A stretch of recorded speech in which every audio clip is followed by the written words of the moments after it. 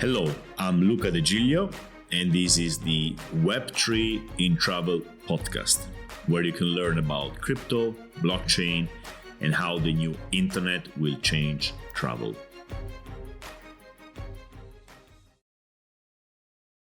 On the 6th of November, which I now realize was actually my birthday, I saw a tweet from Adam Cochran. Adam Cochran is a person I follow on Twitter. He's an expert in crypto and he's very reliable. And he writes, there are now rumors of solvency from two different major exchanges. It's tough to say if those hold any weight or not, but it's a good reminder not to store your assets on an exchange, pull them out to a wallet.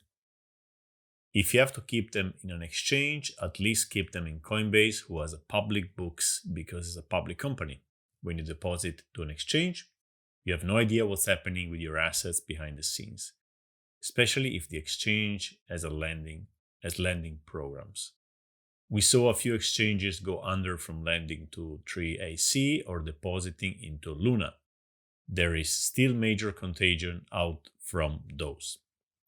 So practice good self-custody and encourage your friends to do the same. Don't become a slush fund for someone else's risk. Now, that could be just a normal tweet from somebody saying, be careful. But I know this person. I mean, not personally, but I follow this person. I think he's really serious and reliable. So that really caught my attention. So I alerted a few friends and told them, look, guys, look at this, basically. And I think one of the two exchanges is FTX because Kobe is another one I follow, 3 days before had commented on a CoinDesk article, which now we know was what started everything, saying that FTX assets were in a big part made of their own token, FTT. And there's also like other weird tokens like MAPS, Oxy, and FIDA. I've never heard about them. And so that was kind of not very alarming for most people, but it was alarming for me. So since I had some money in FTX, I had started dollar cost averaging, I decided to take everything out. So that was the 6th of November. Why did I take everything out? Because I made risk reward analysis, basically saying what is the risk? Well, it's losing everything. What is the reward? A few percent per year. So I just take it out. So I took everything out as quickly as I could. I took everything out also from Kraken and a couple of other exchanges. So other friends of mine who heard this from me decided to take the money away, and then things started unraveling. People started talking about crypto.com as the other exchange, but the big news happened on FTX.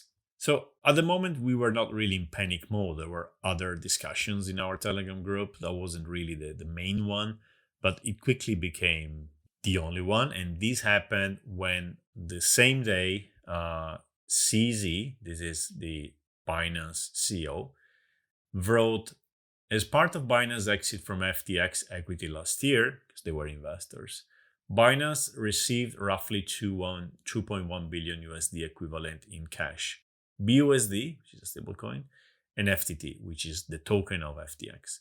Due to recent revelations that have come to light, we have decided to liquidate any remaining FTT on our books. And then a tweet goes on explaining how they're going to liquidate them slowly. And that really precipitated things. People really got scared about that. Not everybody, unfortunately, but a lot of people started withdrawing money. So first slowly and then very quickly, a bank run started happening on FTX. Now, let's see what FTX is. FTX is an exchange. So if you put $1,000 or one Bitcoin or one ETH, they have to keep it for you. They can't do anything with that. It's even in their terms and conditions. And they're not supposed to do anything with this, and they're supposed to keep them ready for you at any time. So if every single customer of an exchange wants to withdraw, the money has to be there. It's not like a bank. Banks work on a fractional reserve. They have 100% of the reserves, and then they reinvest, 70, 80, whatever the number it is now. After the 2008 crisis, it's more or it's more controlled. but banks can do that. Exchanges cannot do that. So when people started withdrawing, well, they were also waiting for some answers from the founder. We will call him SBF, is Sam Bankman-Fried. SBF didn't reply quickly. I think it took a few hours, maybe the next day. I can't remember now. The chronology is not that important. And when he first commented on this, he said basically, don't worry, the money is there. And then the next thing we knew is that he asked basically Binance to buy them out because they didn't have the money. So Binance said, okay, let's see, we can buy FTX. Now, to put this into perspective, FTX was growing really fast and was becoming a danger for Binance probably. And Binance was one of the first investors. But then Binance, I think the next day or the day later, said, no, we can't buy this thing. The hole is just too big and there's been fraud, etc. They didn't say that. Now I'm mixing what they said at the moment to what we know now, but it doesn't matter. So Binance said, we're not going to buy that. And now we know it's because it was completely fraudulent. And then at a certain point, they stopped processing withdrawals. That's when panic set in, but it was too late. So if you had money in FTX, you couldn't withdraw. I think you still can't withdraw. I mean, I'm sure you still can't withdraw. They restarted withdrawals a bit later, and then they basically declared bankruptcy. So what happened? Let's simplify. This is not a podcast about exchanges. It's about Web3 in general. So I want to give you the perspective from the Web3 travel. In short, an exchange started using the money of the depositors to trade, for trading. Why? Well, because another company from SBF, Alameda Research, was in trouble, probably due to the Luna collapse a few months back. And they probably said, let's take the money from the customers, make it back, because that's how traders think, right? Say, like, you can make money back, just short something or go long something or whatever, you're going to make it everything back in one go. Let's make it back. And they didn't make it back. They made it even bigger. So turns out there was no money left. The hole was $10 billion, which is enormous. And a lot of people lost money. A lot of people, even very experts, even traders, even funds, even startups. SBF had funded a lot of startups. They gave money to a lot of startups. They were sponsors of a stadium in Florida. It was really big. It was one of those exchanges where you would send your friends to say, don't go on small shady exchanges, go on the big ones. You are safer. And go to Coinbase, go to FTX, maybe go to Binance, but Binance is a bit shady because it's not clear, that they are a distributor around the world, etc. And well, it turns out one of the safest, regulated, compliant exchanges was basically defrauding its customers. Now, I want to tell you the story you will hear you heard in the press, and a bit more nuanced explanation of what the situation is. So the press will basically say a crypto exchange failed. The founder stole the money, and a lot of people lost a lot of money.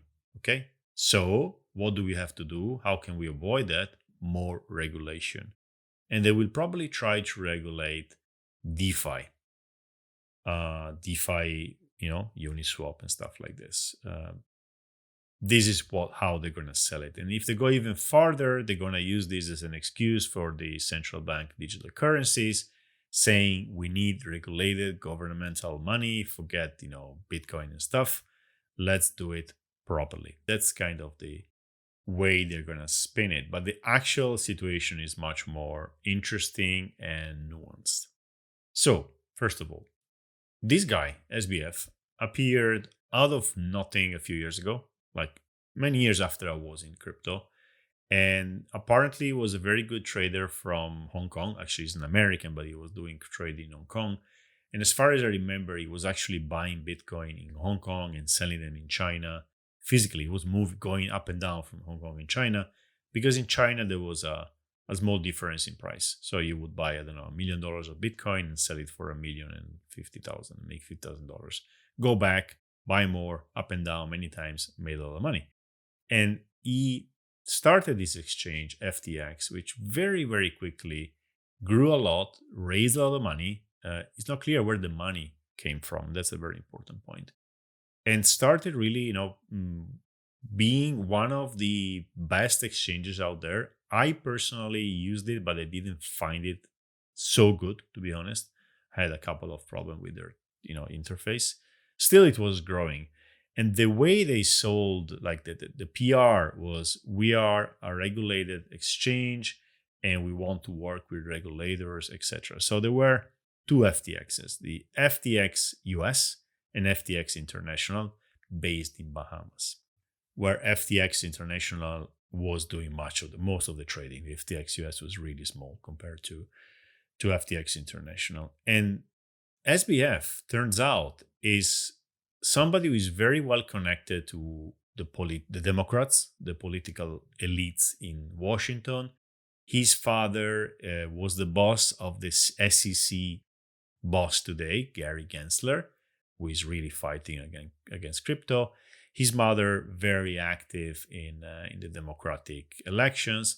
And just during the campaign, or just before the campaign for the presidential election in the States, this guy who came out of nothing, he donated $200 million to the Biden campaign. And that was weird.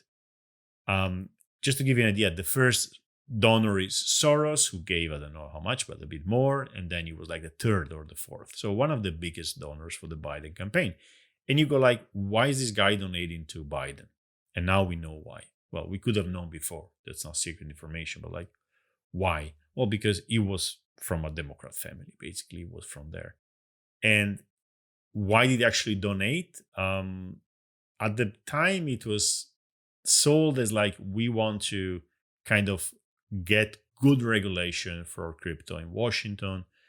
And now it seems more like they wanted good regulation for them, FTX, and bad for DeFi. We're going to get to this later.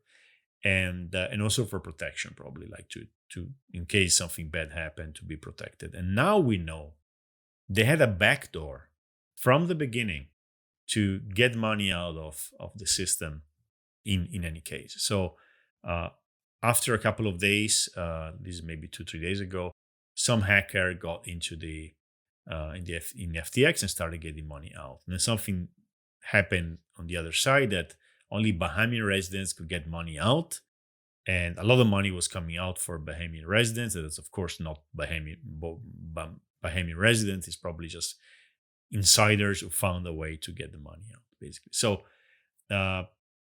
this is basically somebody from the Democrat elite, very close to regulators. This guy appeared on Forbes as the potential next Warren Buffett. As that lady, what was the name? The lady from Terranos, by the way. So I don't trust Forbes, covers anymore. It seems they are not very good at filtering out people. And just a week before, not even a week before this happened, I saw this podcast where he and Eric Forrest were debating about regulations. And Eric Forrest is a real OG in crypto. That's another one of those people you should really follow if you want to, be on the right track. Eric Forrest, Voorhees or something like that. And the debate was about, like, in short, SBF was saying we should regulate DeFi. Regulating DeFi means KYC. So give me your passport if you want to use Uniswap or Aave or anything else. And this goes against the very idea why crypto was created in the wake of the 2008 disaster, right? And if you go back to what SBF said in the past, he said he didn't really care about crypto. He said he wanted to become rich so he could give his fortune away.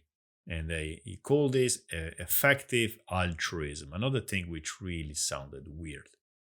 Another weird thing is that this guy, SBF, got very quickly fat.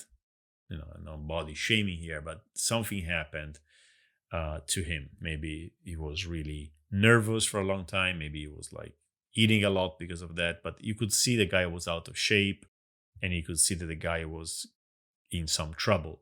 Turns out he was under, this drug called Adderall, which is a drug you give to people who have problem with concentration. I think AHDH, but also people abuse it to be more effective and productive, right?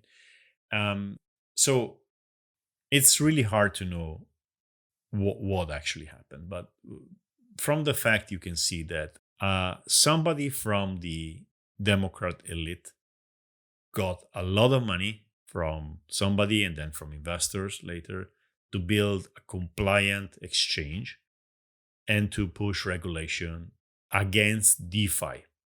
All right. And then it turns out this person basically stole the money. We can really simplify it like that. Now, going back to what we will be told by the mainstream media, that crypto is dangerous and crypto has to be regulated. This was a regulated exchange. And this person was sitting, I forgot to say that, this person was sitting in Congress telling people how to regulate crypto. Basically, killing crypto in the United States at the core. Okay, because if you take DeFi and you make it regulated, it doesn't really make sense anymore.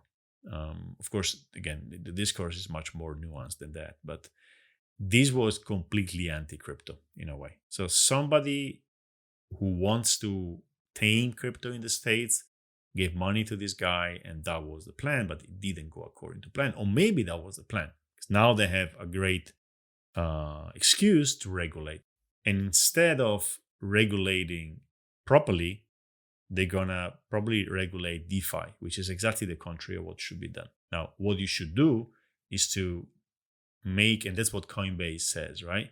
Give us clarity, give us acceptable rules so that exchanges can live in the United States instead of being abroad, because most people don't use American exchanges, it's just too cumbersome, right?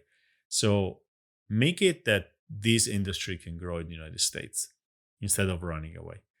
And what we're probably going to get instead is basically a clampdown in the United States and then probably in Europe and in many other countries against DeFi. DeFi is the exact solution to this problem. Now, the problem is you give money to a centralized entity. The moment you give money to them, you completely lose visibility. So you have to trust them. And to trust them, you need regulation. And if you look back in history, 2008 and many other things before, regulation can do until a certain point. It can protect you until a certain point, but then bad things happen. Bad things have always happened because it's very, very opaque. You don't know what's happening. Now, DeFi solves that. This cannot happen on Uniswap. This cannot happen on a decentralized exchange, on a decentralized lending protocol. It just cannot happen because the money is there. You see it. You see where it comes from. You see where it goes. There's no way this can happen. So DeFi is the solution to the exact problem of the bankman running away with the money of the bank, the money of the depositors. So it's going to be very interesting to see how they react to that. And well, I don't know how they're going to react to that. And today's episode, I'm going to try to see a scenario, like a forecast a scenario for what it means for Web3 travel. Because one thing which is for sure, this set us back a few years in the eye of the general public. Crypto is more a scam today than it was a week ago, and people are going to be scared and they're not going to want to touch this stuff for a while, especially those who lost money. Now, if there's a message, one message which you can bring out is like, guys, this wasn't crypto. This was a centralized exchange. It was a bank dealing with crypto. They could have dealt with tomatoes or derivatives or whatever. That's what banks do. That's why there's so much regulation in banks, because the banker, I don't know if Bankman is Bankman is the family name of. So look at his name, Sam Bankman-Fried. Can you believe it? I don't know. Sometimes you really think you live in a simulation. But anyway, the banker always runs away with the money eventually. That's why we have so stringent stringent regulations to avoid that, right? So this is a banking problem. This is a regulation problem. DeFi is the solution. Crypto is the solution to this problem. So what is going to happen with Web3 travel? Two things which are completely opposite, but they're going to be happening at the same time. One, I already kind of mentioned. It's going to slow down the adoption. It's going to scare people away. If yesterday there were 100 hotels looking into NFTs and maybe launching a collection or launching a token or accepting cryptocurrencies as payments, today there's maybe 50. That's one thing for sure. And it's going to just get worse and worse and worse. On the other hand, this is going to help us make 2 steps ahead, in my opinion. One, into clarity. It gives us the opportunity to differentiate between what is real in crypto and what is fake in crypto. That an exchange like FTX or Binance is not really crypto. Okay, that's one thing. And we can talk about DeFi. There are ways for us to do these things without trust, without having to trust somebody. And then if somebody breaks this trust, lose everything. There's ways to do that. And this is DeFi with smart contracts. The other thing, it gives us the time to stop and reflect and say, and that's what I wrote today in Twitter, like, we were not ready for mass adoption. Wallets are too complicated. Okay. And, you heard me saying, so for most people, it's safer to tell them to put money in an exchange than on their own wallet. I hope I said Binance. I hope I didn't say an exchange, or probably I did say an exchange. And today you can't say that. I wouldn't tell one friend to say, put your money into an exchange. And I wouldn't tell also create a wallet. I would just say, stay out of this. It's too early for you. I'm talking about the friend who uses password01 as a password, of course. And on the other hand, so we're gonna fix wallets. We're gonna make them easier. We're gonna make them safer, etc., etc. And on the other hand, we are going to make better smart contracts. We're gonna learn how to do safer smart contracts and better procedures, not to put on the market smart contracts which can be easily attacked, as it happened a lot, especially during the bull market. In the bull market, everybody's in a hurry, and there's a lot of money going into them, and then they break because they're not done properly. So we are going to advance there, and basically all speculation is going away for a while, and all the energy can go towards developing. We say building, right? But I would say also experimenting. So we can focus. We can focus and only do stuff which matters. No more running around with, trying to get the next 100x on a token, or launching a project because the market is hot, so you have to do it now, etc. No. Now, whatever we do, for the few of us who are going to be here in 6 months from now, we can really focus. And if you have only builders around, builders and people who experiment, you don't have to actually write code to be part of this. But if you are just, using this stuff because you want to make something which is useful, not just easy to sell, the quality of the discourse and the quality of the productivity and the products at the end really goes up a lot. I've been through a couple of these winters. I think the real winter is starting now. And especially I remember the 2018-19 winter. People believed there was really nothing in crypto left.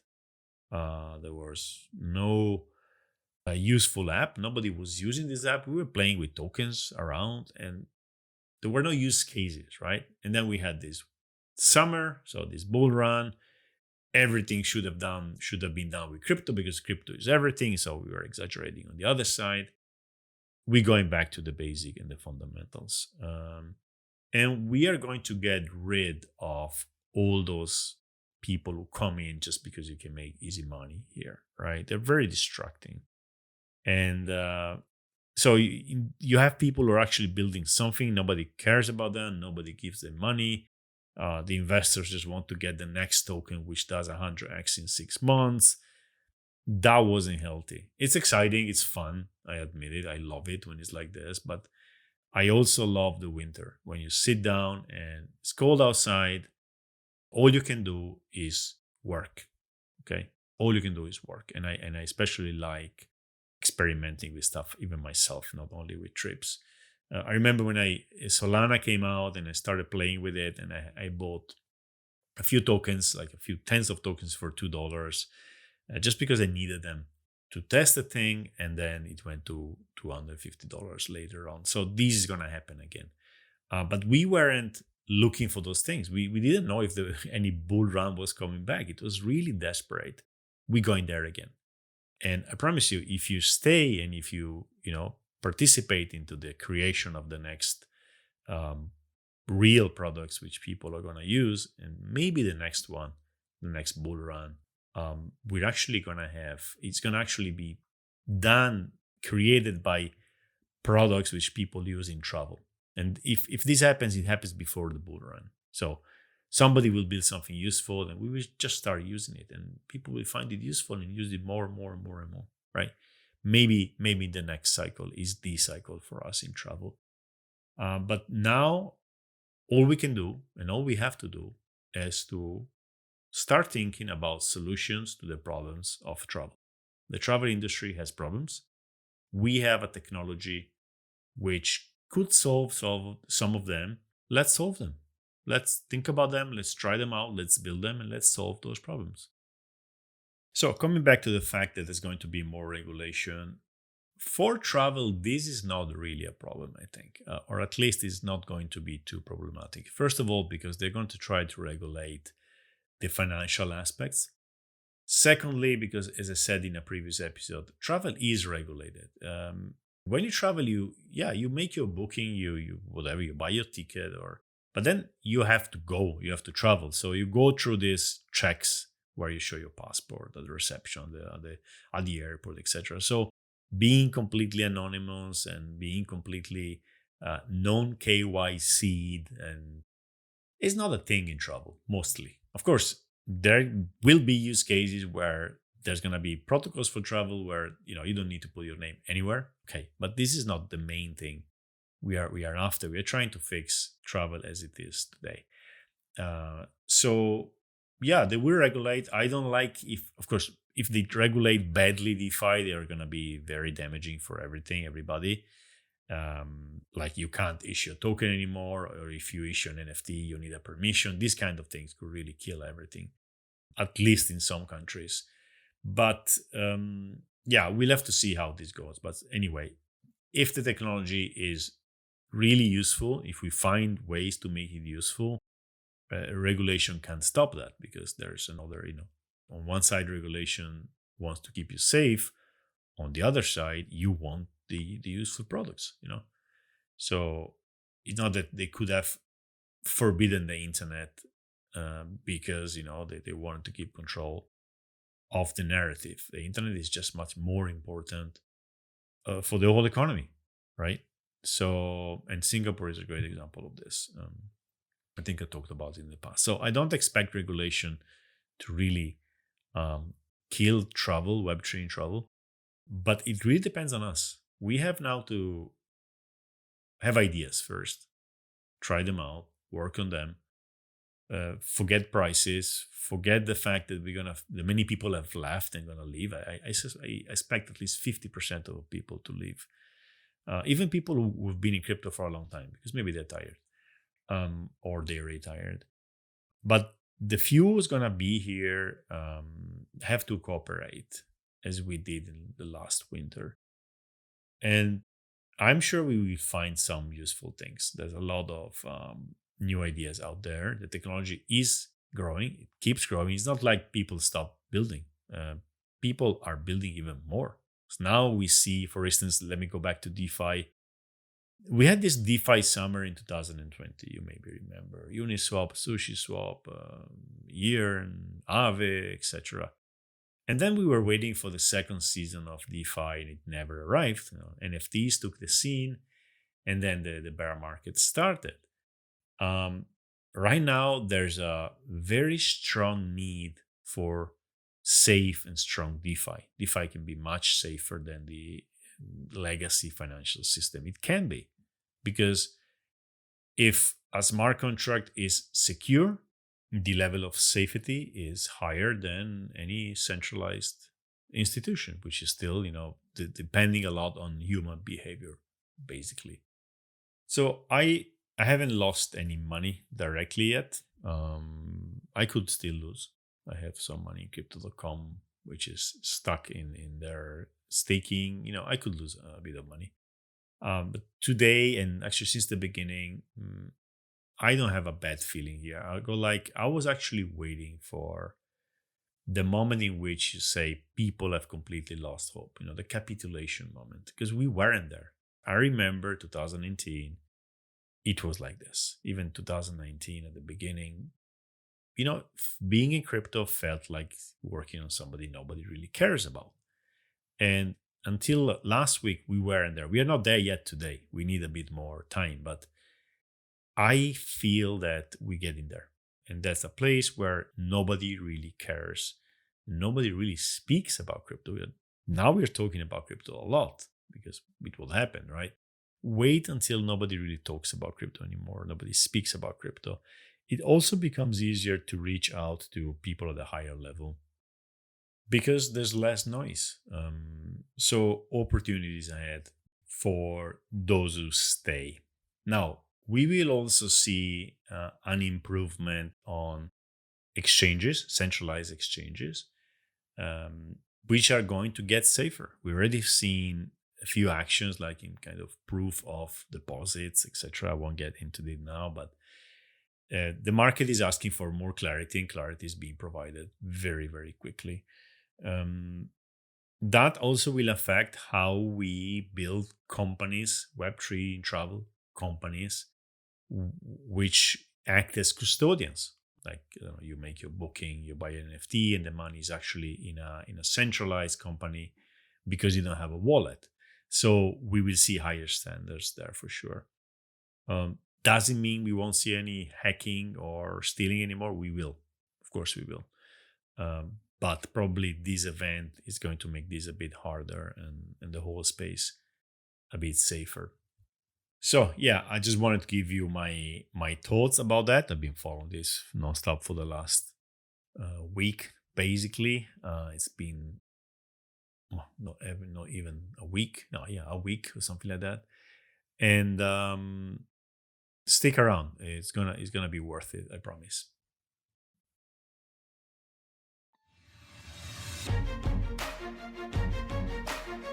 All right, this is the end of today's episode. I really hope you enjoyed it. For more insights on Web3, follow me on Twitter at tripluca, TRIPLUCA, and see you next time.